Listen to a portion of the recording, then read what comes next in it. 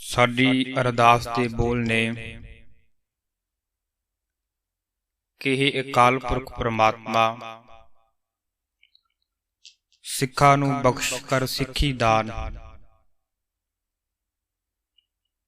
ਕਿਉਂਕਿ ਜਿਹੜਾ ਦਾਨ ਲੈਣ ਵਾਲਾ ਵਿਅਕਤੀ ਹੁੰਦਾ ਹੈ ਉਹ ਆਪਣੀ ਹੰਗਤਾ ਨੂੰ ਛੱਡ ਕਰਕੇ, ਆਪਣੀ ਹਉਮੈ ਨੂੰ ਛੱਡ ਕਰਕੇ ਨਿਮਾਣਾ ਬਣ ਕੇ ਦਾਨ ਮੰਗਦਾ ਹੈ। ਜੇਕਰ ਹਿਰਦੇ ਅੰਦਰ ਨਿਮਰਤਾ ਨਹੀਂ ਤਾਂ ਉਹਨਾਂ ਚਿਰ ਦਾਨ ਦੀ ਪ੍ਰਾਪਤੀ ਨਹੀਂ ਹੋ ਸਕਦੀ। ਸੰਤ ਗਿਆਨੀ ਗੁਰਬਚਨ ਸਿੰਘ ਜੀ ਖਾਲਸਾ ਪਿੰਡਰਾਂ ਵਾਲੇ ਮਹਾਂਪੁਰਖ, ਉਹਨਾਂ ਨੇ 5 ਪ੍ਰਕਾਰ ਦੀ ਸਿੱਖੀ ਦਾ ਜ਼ਿਕਰ ਕਰਨਾ ਕੀਤਾ। 5 ਪ੍ਰਕਾਰ ਦੀ ਸਿੱਖੀ ਕਿਹੜੀ ਹੈ? ਸਭ ਤੋਂ ਪਹਿਲਾਂ ਹੈ ਦੇਖਾ ਦੇਖੀ ਦੀ ਸਿੱਖੀ, ਦੂਜੀ ਹੈ ਹਿਰਸ ਦੀ ਸਿੱਖੀ। ਹਿਰਸ ਤੋਂ ਭਾਵ ਹੈ ਲਾਲਚ। ਤੀਜਾ ਹੈ ਧੰਦੇ ਦੀ ਸਿੱਖੀ, ਚੌਥੀ ਹੈ ਸਿਦਕ ਦੀ ਸਿੱਖੀ ਤੇ ਪੰਜਵੀਂ ਹੈ ਪ੍ਰੇਮ ਦੀ ਸਿੱਖੀ, ਭਾਉ ਦੀ ਸਿੱਖੀ। ਦੇਖਾ ਦੇਖੀ ਸਿੱਖੀ ਤੋਂ ਭਾਵ ਜਿਹਦੀ ਬਾਬਤ ਸਤਿਗੁਰੂ ਦੇ ਬਚਨ ਨੇ ਦੇਖਾ ਦੇਖੀ ਸਵਾਂਗ ਧਰ ਭੁੱਲੇ ਭਟਕਾ ਖਾਹੇ, ਕਿ ਜਿਹੜਾ ਜੀਵਨ ਹੈ ਬਾਣੀ ਤੋਂ ਸਖਣਾ ਹੋਣਾ, ਪਰ ਕੇਵਲ ਤੇ ਕੇਵਲ ਵਿਖਾਵੇ ਮਾਤਰ ਸਿੱਖੀ ਦੇ ਕਕਾਰਾਂ ਨੂੰ ਧਾਰਨ ਕਰ ਲੈਣਾ।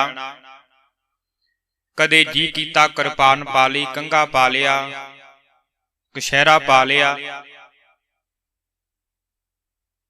ਤੇ ਕਦੇ ਜੀ ਕੀਤਾ ਉਹਨੂੰ ਉਤਾਰ ਦੇਣਾ ਕੀਤਾ। ਇਹ ਦੇਖਾ ਦੇਖੀ ਦੀ ਸਿੱਖੀ ਹੈ, ਜਿਹੜੀ ਕੇਵਲ ਤੇ ਕੇਵਲ ਸੰਸਾਰ ਦੇ ਵਿਅਕਤੀਆਂ ਨੂੰ ਪ੍ਰਭਾਵਿਤ ਕਰਨ ਦੇ ਵਾਸਤੇ ਸੰਸਾਰ ਦਾ ਜੀਵ ਬਾਣਾ ਤਾਂ ਪਹਿਨ ਲੈਂਦਾ, ਪਰ ਹਿਰਦੇ ਅੰਦਰ ਪ੍ਰੇਮ ਨਹੀਂ, ਬਾਣੀ ਦਾ ਨਾ ਹੋਣਾ, ਉਹਨੂੰ ਦੇਖਾ ਦੇਖੀ ਦੀ ਸਿੱਖੀ ਕਹਿੰਦੇ ਹੈ। ਦੂਜੀ ਹੈ ਹਿਰਸ ਦੀ ਸਿੱਖੀ, ਲਾਲਚ ਵਸ ਹੋ ਕਰਕੇ ਸਿੱਖੀ ਨੂੰ ਧਾਰਨ ਕਰ ਲੈਣਾ। ਜਿਸ ਤਰੀਕੇ ਦੇ ਨਾਲ ਕੋਈ ਨੌਕਰੀ ਦੀ ਸ਼ਰਤ ਹੋਵੇ, ਜਿਹੜਾ ਵਿਅਕਤੀ ਅੰਮ੍ਰਿਤਧਾਰੀ ਹੋਵੇਗਾ ਉਹਨੂੰ ਹੀ ਨੌਕਰੀ ਮਿਲੇਗੀ, ਤਾਂ ਉਸ ਨੌਕਰੀ ਨੂੰ ਪ੍ਰਾਪਤ ਕਰਨ ਦੇ ਵਾਸਤੇ ਲਾਲਚ ਵਸ ਹੋ ਕਰਕੇ ਸਿੱਖੀ ਨੂੰ ਧਾਰਨ ਕਰ ਲੈਣਾ, ਪਰ ਫਿਰ ਉਹ ਸਿੱਖੀ ਪ੍ਰੇਮ ਤੋਂ ਸਖਣੀ ਹੋਵੇ। ਥੋੜਾ ਸਮਾਂ ਉਹ ਸਿੱਖੀ ਨੂੰ ਧਾਰਨ ਕਰੀ ਰੱਖਣਾ, ਫਿਰ ਛੱਡ ਦੇਣਾ। ਅੱਜ ਬਹੁਤਾਤ ਇਸ ਸਿੱਖੀ ਦੀ ਜ਼ਿਆਦੇ ਹੈ। ਤੀਜਾ ਹੈ ਧੰਦੇ ਦੀ ਸਿੱਖੀ, ਜਿਸ ਤਰੀਕੇ ਦੇ ਨਾਲ ਕੋਈ ਵਿਅਕਤੀ ਦਾ ਜੀਵਨ ਬੜਾ ਨਸ਼ਿਆਂ ਵਾਲਾ ਹੋਵੇ ਤੇ ਨਸ਼ਿਆਂ ਵਾਲਾ ਹੋਣ ਕਰਕੇ ਕੋਈ ਵਿਅਕਤੀ ਉਸ ਵਿਅਕਤੀ ਦੇ ਨਾਲ ਆਪਣੀ ਧੀ ਦਾ ਰਿਸ਼ਤਾ ਕਰਨ ਦੇ ਵਾਸਤੇ ਕਦੇ ਵਾਸਤੇ ਮਨਜ਼ੂਰ ਨਹੀਂ ਹੁੰਦਾ, ਪਰ ਉਸ ਵਿਅਕਤੀ ਨੇ ਸਿੱਖੀ ਦਾ ਬਾਣਾ ਧਾਰਨ ਕਰ ਲਿਆ, ਪਰ ਫਿਰ ਵੀ ਅਜੇ ਵੀ ਨਸ਼ਿਆਂ ਦਾ ਆਦੀ ਹੈ। ਬਾਣਾ ਕਿਉਂ ਧਾਰਨ ਕੀਤਾ? ਕਿ ਉਹ ਚਾਹੁੰਦਾ ਕਿ ਮੈਨੂੰ ਚੰਗਾ ਰਿਸ਼ਤਾ ਮਿਲ ਜਾਵੇ, ਸੰਸਾਰ ਦੇ ਲੋਕੀ ਕਹਿਣਗੇ ਫਲਾਣਾ ਸੋ ਬਹੁਤ ਸਿਆਣਾ ਹੋ ਗਿਆ, ਹੁਣ ਉਹਦੇ ਜੀਵਨ ਦੇ ਵਿੱਚ ਕੋਈ ਐਬ ਨਹੀਂ, ਕੋਈ ਨਸ਼ਾ ਨਹੀਂ, ਇਹਦੇ ਨਾਲ ਆਪਣੀ ਲੜਕੀ ਦਾ ਰਿਸ਼ਤਾ ਕਰ ਦਿਓ। ਇਹ ਹੈ ਧੰਦੇ ਦੀ ਸਿੱਖੀ। ਚੌਥੀ ਹੈ ਸਿਦਕ ਦੀ ਸਿੱਖੀ, ਤੇ ਸਿਦਕ ਦੀ ਸਿੱਖੀ ਉਹਨਾਂ ਸਿੱਖਾਂ ਨੂੰ ਪ੍ਰਾਪਤ ਹੋਈ ਹੈ ਜਿਹੜੇ ਚਰਖੜੀਆਂ ਤੇ ਚੜ ਕੇ ਆਰਿਆਂ ਨਾਲ ਚੀਰੇ ਗਏ। ਜਿਸ ਤਰੀਕੇ ਦੇ ਨਾਲ ਭਾਈ ਤਾਰੂ ਸਿੰਘ ਦਾ ਜੀਵਨ ਪੜ੍ਹੀਏ, ਉਹਨਾਂ ਨੇ ਆਪਣੇ ਸਿਦਕ ਦੇ ਵਿੱਚ ਪਰਪੱਕ ਹੁੰਦਿਆਂ ਆਪਣੇ ਕੇਸਾਂ ਨੂੰ ਕਤਲ ਨਹੀਂ ਕਰਾਇਆ, ਤੇ ਕੇਸਾਂ ਨੂੰ ਕਤਲ ਨਾ ਕਰਾਉਣ ਦੀ ਬਾਬਤ ਜਦੋਂ ਜਲਾਦ ਨੇ ਉਸ ਸਿੱਖ ਦੇ ਸਿਦਕ ਨੂੰ ਬਦਲਣ ਦੀ ਕੋਸ਼ਿਸ਼ ਕੀਤੀ, ਸਿੱਖ ਦਾ ਸਿਦਕ ਬਦਲਿਆ, ਤਾਂ ਜਲਾਦ ਚਾਹੁੰਦਾ ਕਿ ਇਹਦੇ ਕੇਸ ਕੱਟ ਦੇਵਾਂ, ਪਰ ਕੇਸ ਕੱਟੇ ਨਹੀਂ ਗਏ। ਭਾਈ ਤਾਰੂ ਸਿੰਘ ਦੀ ਖੋਪਰੀ ਅਲੱਗ ਕਰ ਦਿੱਤੀ ਗਈ ਰੰਬੇ ਦੇ ਨਾਲ। ਫਿਰ ਇਹ ਭਾਈ ਤਾਰੂ ਸਿੰਘ ਦੀ ਬਾਣੀ ਪੜ੍ਹਦੇ ਪੜ੍ਹਦੇ ਘੱਟੋ ਘੱਟ 22 ਦਿਨ ਕਹਿੰਦੇ ਜਿਉਂਦੇ ਨੇ। 22 ਦਿਨਾਂ ਦੇ ਬਾਅਦ ਸਰੀਰ ਦਾ ਸ਼ਾਂਤ ਹੋ ਜਾਣਾ ਇਹ ਸਿੱਖੀ ਹੈ।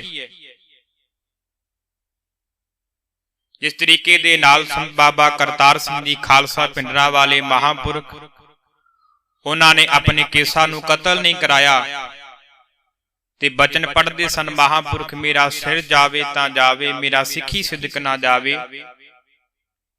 ਆਪਣੇ ਪ੍ਰਾਣਾਂ ਦਾ ਤਿਆਗ ਤਾਂ ਕਰ ਦਿੱਤਾ, ਕਿਉਂਕਿ ਮਹਾਂਪੁਰਖ ਸਮਝੇ ਸਨ ਕਿ ਜਿਹੜਾ ਸਰੀਰ ਹੈ ਨਾਸ਼ਵੰਤ ਹੈ, ਅੱਜ ਨਹੀਂ ਤਾਂ ਕੱਲ ਸਰੀਰ ਨੇ ਨਾਸ਼ ਹੋ ਜਾਣਾ ਹੈ। ਪਰ ਸਿੱਖੀ ਤੋਂ ਮੁਨਕਰ ਨਹੀਂ ਹੋਏ। ਜੋ ਬਚਨ ਕਹੇ, ਜੋ ਜ਼ਿੰਦਗੀ ਦੇ ਵਿੱਚ ਜਿਹੜੀ ਧਾਰਨਾ ਪੜ੍ਹਦੇ ਰਹੇ, ਉਹਦੇ ਉੱਪਰ ਪਹਿਰਾ ਦਿੱਤਾ। ਇਤਿਹਾਸ ਦੇ ਵਿੱਚ ਜ਼ਿਕਰ ਆਉਂਦਾ ਹੈ ਭਾਈ ਸੰਤ ਰਾਮ ਜੀ। ਭਾਈ ਸੰਤ ਰਾਮ ਜੀ ਦਾ ਜੀਵਨ ਬੜਾ ਸਿੱਧਕੀ ਹੈ, ਸਿੱਖੀ ਪਰਪੱਕ ਹੈ। ਗੁਰੂ ਅਰਜਨ ਦੇਵ ਮਹਾਰਾਜ ਦੀਆਂ ਦੇ ਸਿੱਖ ਹੋਏ ਨੇ ਭਾਈ ਸੰਤ ਰਾਮ ਜੀ। ਜਹਾਂਗੀਰ ਬਾਦਸ਼ਾਹ ਦੇ ਦਰਬਾਰ ਦੇ ਅੰਦਰ ਡਿਊਟੀ ਕਰਦੇ ਨੇ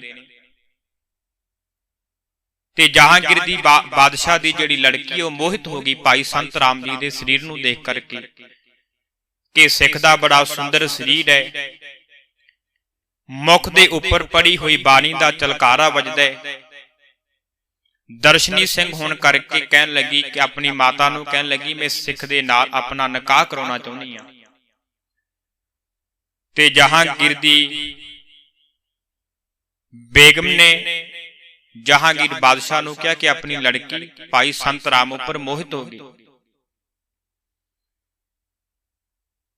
ਤਾਂ ਉਸ ਸਮੇਂ ਭਾਈ ਸੰਤ ਰਾਮ ਜੀ ਦੇ ਬਾਬਤ ਜਹਾਂਗੀਰ ਬਾਦਸ਼ਾਹ ਕਹਿਣ ਲੱਗਾ, ਕੋਈ ਗੱਲ ਨਹੀਂ, ਜੇਕਰ ਮੇਰੀ ਲੜਕੀ ਨੂੰ ਭਾਈ ਸੰਤ ਰਾਮ ਦੇ ਉੱਪਰ ਮੋਹਿਤ ਹੋ ਗਿਆ, ਮੇਰੀ ਲੜਕੀ ਸੰਤ ਰਾਮ ਨੂੰ ਪਸੰਦ ਕਰਦੀ ਹੈ, ਤਾਂ ਮੈਂ ਇਹਨੂੰ ਆਪਣੇ ਧਰਮ ਦੇ ਵਿੱਚ ਲਿਆ ਕਰਕੇ ਮੁਸਲਮਾਨ ਬਣਾ ਕਰਕੇ ਆਪਣੀ ਲੜਕੀ ਦਾ ਵਿਆਹ ਭਾਈ ਸੰਤ ਰਾਮ ਦੇ ਨਾਲ ਕਰ ਦੇਵਾਂਗਾ।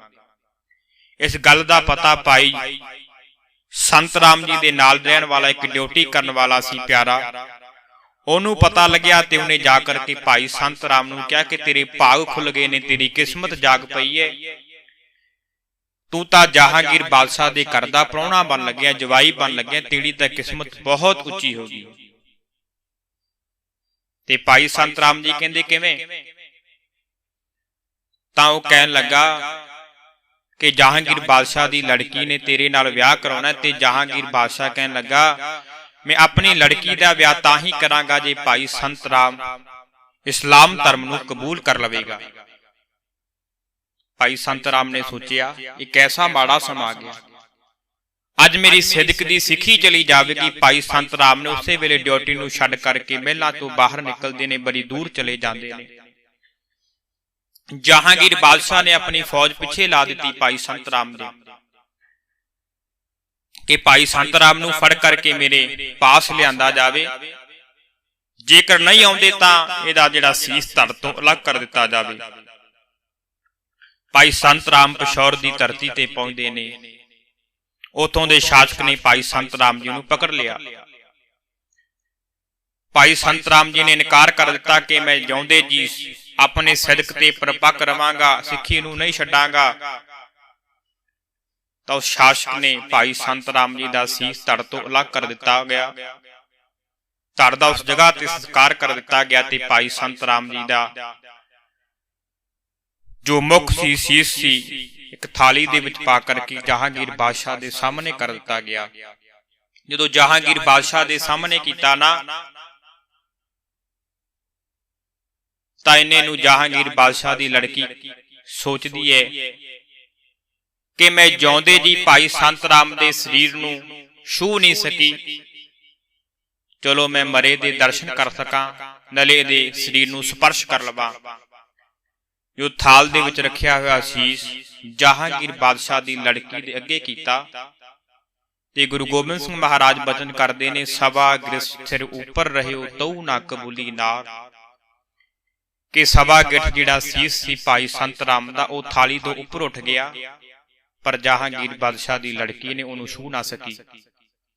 ਭਾਵ ਕਿ ਜੇਕਰ ਜਿਉਂਦੇ ਜੀ ਸਿੱਖੀ ਨੂੰ ਭਾਈ ਸੰਤ ਰਾਮ ਨੇ ਨਿਭਾਇਆ ਤੇ ਅਕਾਲ ਪੁਰਖ ਨੇ ਭਾਈ ਸੰਤ ਰਾਮ ਦੇ ਸਿਦਕ ਨੂੰ ਸਰੀਰ ਦੇ ਸ਼ਾਂਤ ਹੋਣ ਤੋਂ ਬਾਅਦ ਵੀ ਨਿਭਾਉਣਾ ਕੀਤਾ। ਚੌਥੀ ਸਿੱਖੀ ਹੈ ਸਿਦਕ ਦੀ। ਪੰਜਵੀਂ ਸਿੱਖੀ ਹੈ ਪ੍ਰੇਮ ਦੀ ਸਿੱਖੀ। ਹਿਰਦੇ ਵਿੱਚ ਪ੍ਰੇਮ ਹੋਣਾ, ਜਰੇ ਜਰੇ ਦੇ ਵਿੱਚ ਅਕਾਲ ਪੁਰਖ ਵਾਹਿਗੁਰੂ ਪਰਮੇਸ਼ਰ ਨੂੰ ਤੱਕ ਲੈਣਾ। ਕਿਉਂਕਿ ਜਿਨ੍ਹਾਂ ਸਿੱਖਾਂ ਨੇ ਪ੍ਰੇਮ ਦੀ ਸਿੱਖੀ ਨੂੰ ਧਾਰਨ ਕਰ ਲਿਆ, ਉਹਨਾਂ ਦੇ ਹਿਰਦੇ ਦੇ ਬੋਲ ਨਿਕਲਦੇ ਹਮੇਸ਼ਾ ਵਾਸਤੇ ਅਵਲ ਅੱਲ੍ਹ ਨੂਰ ਉਪਾਇਆ, ਕੁਦਰਤ ਕੇ ਸਭ ਬੰਦੇ ਏਕ ਨੂਰ ਤੇ ਸਭ ਜਗ ਉਪਜਿਆ, ਕੌਣ ਭਲੇ ਕੋ ਮੰਦੇ। ਭਾਵ ਕਿ ਜਰੇ ਜਰੇ ਦੇ ਵਿੱਚ ਜਿਨ੍ਹਾਂ ਨੇ ਅਕਾਲ ਪੁਰਖ ਵਾਹਿਗੁਰੂ ਪਰਮੇਸ਼ਰ ਨੂੰ ਜਾਣ ਲਿਆ, ਉਹਨਾਂ ਨੂੰ ਪ੍ਰੇਮ ਦੀ ਸਿੱਖੀ ਪ੍ਰਾਪਤ ਹੋ ਗਈ। ਜਲੇ ਹਰੀ ਥਲੇ ਹਰੀ, ਐਸੀ ਅਵਸਥਾ ਦੀ ਉਹਨਾਂ ਨੂੰ ਪ੍ਰਾਪਤੀ ਹੋ ਜਾਂਦੀ ਹੈ। ਜਿਸ ਤਰੀਕੇ ਦੇ ਨਾਲ ਭਾਈ ਨੰਦ ਲਾਲ ਜੀ ਨੇ ਸੰਸਾਰ ਦੇ ਜੀਵਾਂ ਦੇ ਵਿੱਚੋਂ ਗੁਰੂ ਗੋਬਿੰਦ ਸਿੰਘ ਮਹਾਰਾਜ ਜੀਆਂ ਦਾ ਰੂਪ ਤੱਕਣਾ ਕੀਤਾ, ਇਸੇ ਤਰੀਕੇ ਦੇ ਨਾਲ ਭਾਈ ਕਨ੍ਹਈਆ ਜੀ ਦਾ ਜੀਵਨ ਪੜ੍ਹੀਏ ਤੇ ਭਾਈ ਕਨ੍ਹਈਆ ਜੀ ਨੇ ਜੰਗ ਦੇ ਮੈਦਾਨ ਦੇ ਵਿੱਚ ਵੀ, ਭਾਵੇਂ ਕੋਈ ਸਿੱਖ ਹੈ ਭਾਵੇਂ ਕੋਈ ਗੈਰ ਸਿੱਖ ਹੈ, ਉਹਦੇ ਵਿੱਚੋਂ ਧੰਨ ਗੁਰੂ ਗੋਬਿੰਦ ਸਿੰਘ ਮਹਾਰਾਜ ਜੀਆਂ ਦਾ ਮੁਖ ਤੱਕ ਕਰਕੇ, ਰੂਪ ਤੱਕ ਕਰਕੇ ਉਹਨਾਂ ਦੀ ਸੇਵਾ ਕੀਤੀ। ਇਹ ਪ੍ਰੇਮ ਦੀ ਸਿੱਖੀ ਹੈ। ਸੋ ਸਤਿਗੁਰ ਕਿਰਪਾ ਕਰੇ ਸਾਡੀ ਅੱਜ ਦੇ ਸੰਸਾਰ ਦੇ ਜੀਵਾਂ ਨੂੰ ਸਿਦਕ ਦੀ ਸਿੱਖੀ, ਪ੍ਰੇਮ ਦੀ ਸਿੱਖੀ ਬਖਸ਼ ਕਰੇ। ਭਾਵ ਕਿ ਸਾਡੇ ਹਿਰਦੇ ਦੇ ਅੰਦਰ ਗੁਰੂ ਪ੍ਰਤੀ, ਬਾਣੀ ਪ੍ਰਤੀ, ਬਾਣੇ ਪ੍ਰਤੀ ਪ੍ਰੇਮ ਹੋ ਜਾਵੇ, ਤਾਂ ਸਾਡੀ ਸਿੱਖੀ ਗੁਰੂ ਚਰਨਾਂ ਅੰਦਰ ਪ੍ਰਵਾਨ